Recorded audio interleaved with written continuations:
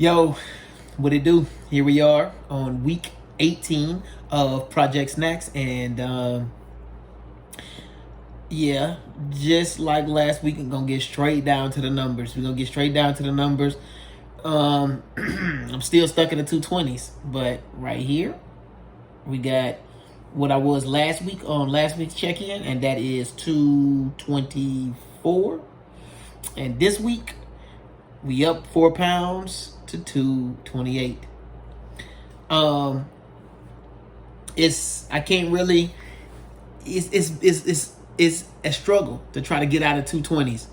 I got a little help because I'm back to work, and my job is a lot of getting in and out of a truck, but it's not like it was years ago when it was getting in and out of a Coke truck. See, when I was getting in and out of a Coke truck, it required way more work. But in the position that I got since I've been in this job about 3 years, this position is still a little better than other positions I've had in the last 3 years, which was basically literally just sitting in the truck, except for maybe an hour and a half before and an hour and a half at the end of work.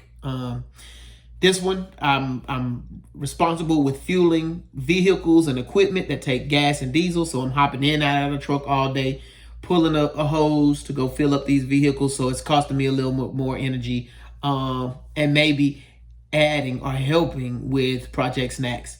The problem is that I changed up my diet. So instead of going anabolic, which was no carbs and no sugars, I started adding some of them back in. And then not only that, because of the long hours I'm working now, that we've gone to production. See, so the job I work is a driving job, but it's within the movie industry. So before the movie or TV show gets shot or got shot, I was in pre-production, which that was just 12-hour days from 6 o'clock in the morning to 6 o'clock in the evening. That was easy to manage. That's easy to maintain. Those are normal hours, and they stay pretty the same. So it was easy to eat right, get good sleep, go to the gym. You know what I'm saying? But then after we went to camera, what they call going to camera. I went to camera, so that means they're actually shooting now. And then the hours are subject to whatever the directors and the producers and the actors and whatever the show is about, and what time they shooting, and when the movie's going to take place, whether day or night, and whether they're going to be in a building or outside. And then you start working crazy hours. So then the hours can be like 6 o'clock in the morning to like 9 o'clock at night. And then sometimes you may not come in till 2 o'clock in the afternoon, and then you won't get off till like 4 or 5 o'clock the next morning. And then it's also followed by you don't get a lot of off time once they go to camera, because now you're working crazy hours. And then on top of the crazy hours, you'll go in and work long hours, and then you might be off 8 to 10 hours in a 24-hour shift. Or 8 hours. You might be off 8 to 10 hours in a 24-hour day. So it's kind of hard to manage eating and exercising, and eating and exercising. And so I'm trying to get into this lifestyle where I'm eating what I want to, a little more of what I want to, but in moderation. And so it's become a little difficult. Last week was the second week that we were at camera, or the second week after going to camera. So it was our second full week of crazy hours. I mean, it was sometimes I worked 18 hours. It was, I think one day we winded up working maybe close to 20 hours, or if not 20 hours. And the times 15 hours, you know what I'm saying? And so, and this is crazy hours all of the time. I ate a lot of bread. I ate a lot of sugars. Bro, I was drinking Bang energy drinks like back to back. Every day I drank a Bang. And some of those days, probably most of those days, I also started my morning with a coffee. So I would start my morning with a coffee, and then by 6 to 8 hours into the shift, I was drinking a Bang. And some of those days I drank 2 Bangs. And I'm eating while I'm driving. I'm eating on the road. The problem became that old issues and new issues arose. One, the new issue, I think though, was due to the Bang energies. I was peeing all of the time. At one point, I figured I had an infection because I was literally peeing like every 30 minutes. And then it would get crazy because when you got to pee so much, then you find yourself just peeing on the spot. I mean, pulling over on the interstate and going to the other side of the vehicle and peeing, or walking behind that wall to go pee, or walking off into the bushes to go pee because, bro, I had to go like, and when I had to go, it wasn't no small buildup. It was like, I got to go. And then in 30 seconds, it would be, no, I got to go now. And so that had me thinking I had some type of infection. And my side was hurting a little bit. And then following that, an old issue arose, and that's dealing with my hands. It's probably been for about 10 years that I've been having issues with my hands.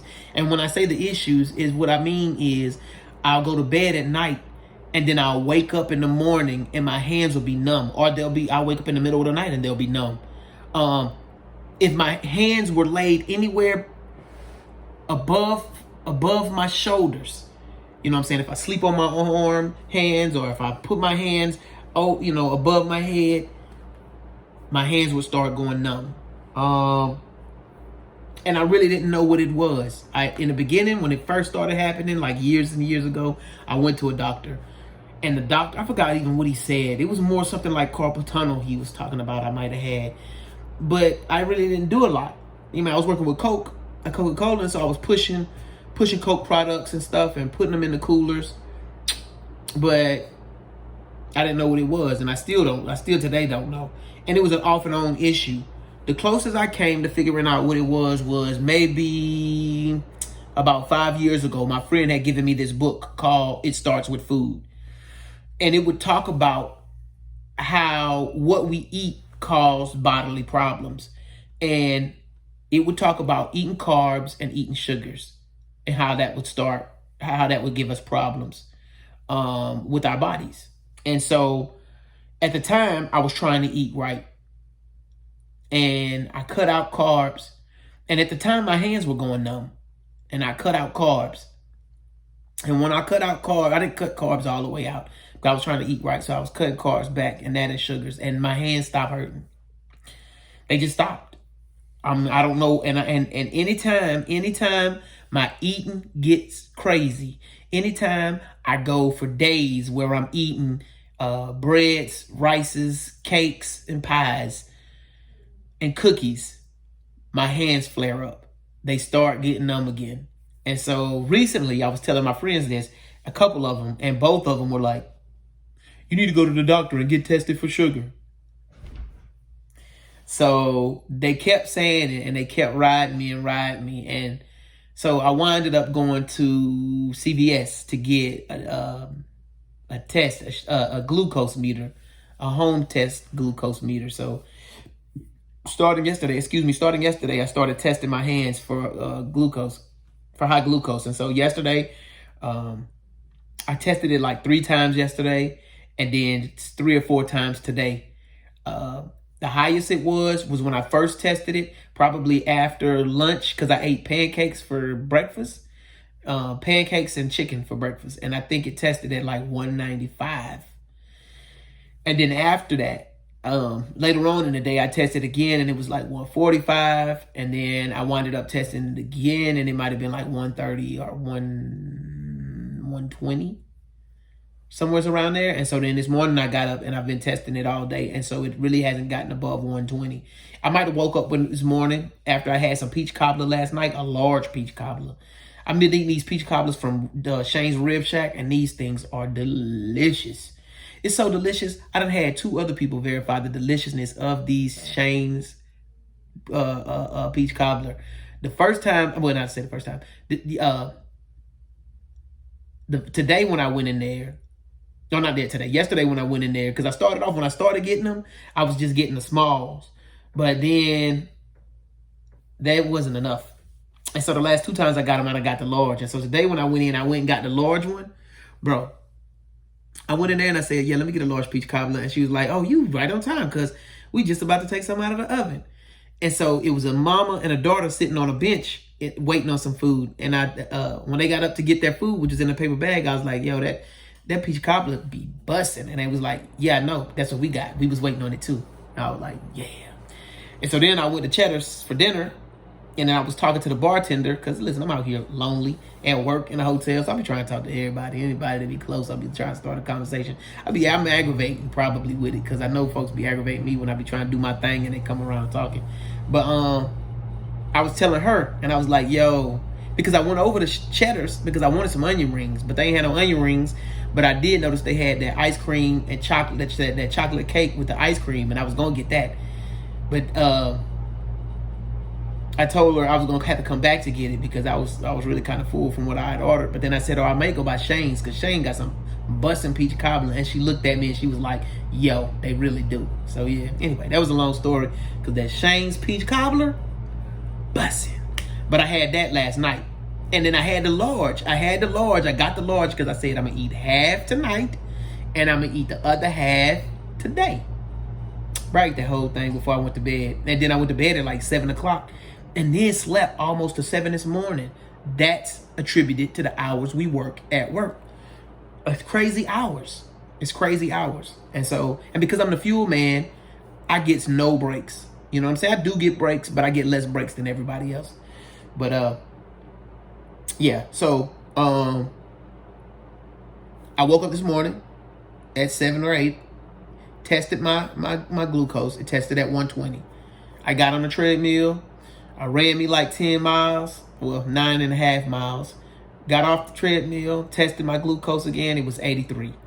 Then I had me a cup of coffee and ate me a bag of Smart popcorn. Tested again. It was like 119. And then later on, I tested it again. It was like 120. And after, yeah, I tested it again and it was like 120. So now I'm on this whole thing where I'm testing my blood sugar because my homies, I'm gonna do it for like a week. Because the homies talking about, you might have the sugar, diabetes. So I don't really think I got it. What I really think I got is whatever them carbs and sugars are giving me, which could still be connected and still in some way be sugar diabetes. I mean, they're gonna say everybody like, go to the doctor, you need to go to the doctor. But listen, the doctor practicing medicine too. He don't know. He just practicing. He know more than me. And he know how to send me to take some more tests and some more tests and some more tests. It's going to cost money, some more money and some more money. And then he know how to administer some pills to say, hell, if it's diabetes, just take these pills because that's going to fix it. And if that's not going to fix it, we're going to see. Then we're going to run some more tests and then prescribe you another kind of pill. Bruh, how about I just take that CVS home glucose meter, see what my stuff is, and then address it. You know what I'm saying? But again, I don't think it's sugar.